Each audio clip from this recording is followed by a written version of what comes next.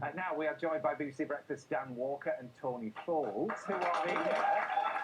Okay, they're going to tell us about something that's happening in Sheffield on Friday. Again, it's quite remarkable. We've got so many remarkable stories on the show tonight. And Dan, you were just out walking your dog, and all of this has unfolded. So, yeah, cool. Well, it's a bizarre story because at the start of the year, I was walking my dog. I was late for work. My wife said, "Don't forget to walk the dog." So I ran into England Park in Sheffield, which is around the corner from where we live, and I saw this fella bending down, trying to pick up some leaves. You were struggling, weren't you? And Yeah. I literally just asked him, "Are you okay?" And we had a 15-minute conversation. And in that 15-minute conversation, Tony told me the most amazing story that I genuinely couldn't believe it's true. And it was amazing to hear it from him firsthand. And I couldn't believe he'd never told it to anyone else. Well, go on then, Tony. I think it's time you enlightened our audience. Yeah, well, there were 6 of us came in the park. We saw this bomber come over. You were 8 years old now, weren't you? Let's set the scene. So you're a little boy, you're 8 years old with your friends, and you've gone to the park after school. Yeah, we heard this bomber come over, only one engine working. Right. Circled, we never moved, circled again, the pilot went like that.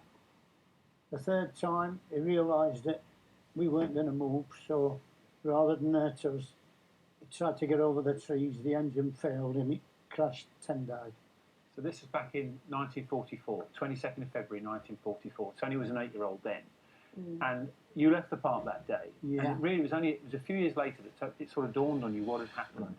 And then since the 50s, Tony's been laying flowers at the site of the crash. And then since 1969, since the 2 stones were laid there, this man has been looking after that memorial on his own to those 10 airmen. There were 10 men in that B-17 Flying Fortress that crashed 75 years ago.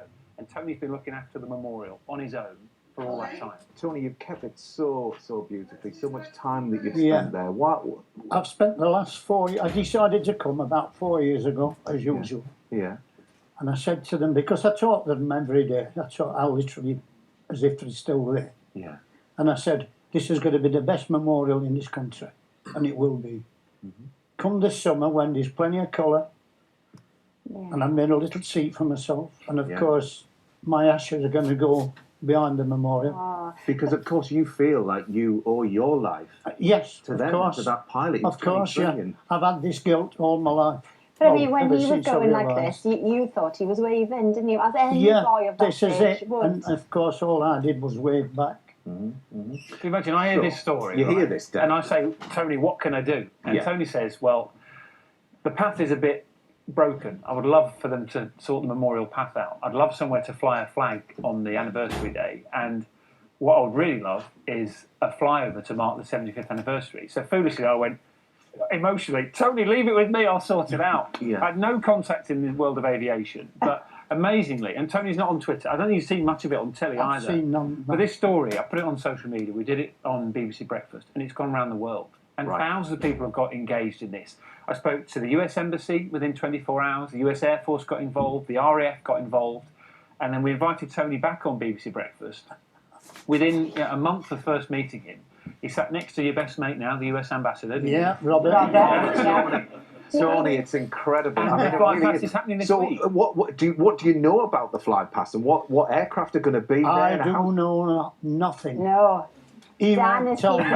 He's the king of secrets, is our Dan. I mean, the thing with Dan, there's going to be some special guests there, Dan, aren't there? This is the amazing thing, because Tony, the pilot that day of that plane, 75 years ago, was a guy called John Kriegshauer, who Tony waved at, and he was trying to get you out the way. So in the park on Friday in Sheffield, and we've got the whole thing live on BBC Breakfast, we have got Tony. 2 of the pilot's nephews are going to be there. Another guy, he's called John Kriegshauer.